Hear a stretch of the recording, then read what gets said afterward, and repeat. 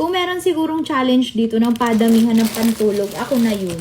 Nag-check out na naman ako ng pantulog dito sa TikTok kasi may mga bagong design.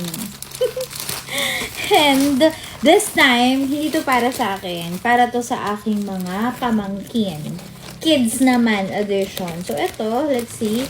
Yung kanilang unicorn. Kasi 7 years old na yung mapamangkin ko, si Kira.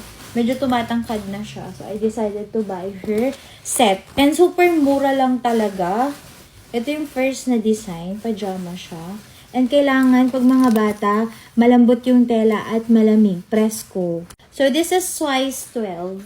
Ayan. And the other one is size 14. Mas malaki siya. Ayan. So, ito sa mag-sister siya na pamangkin ko. Parehong design. Isang size 10 at size 14. Same design din to. Ito naman si Kiromi ba to? Sino na to? Oh, si Kiromi na to. Ayan. Tapos, pants pa rin. And ang ganda ng tela niya. Ay, ang cute. O, diba?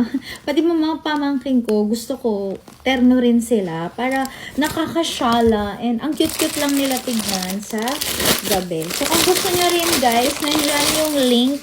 Ako na bahala maghanap. Pagka hindi maganda, di ko tinitiktok, di ko ginagawa ng link kasi pwede akong masira at sabihin niyo pangit yung reco ko.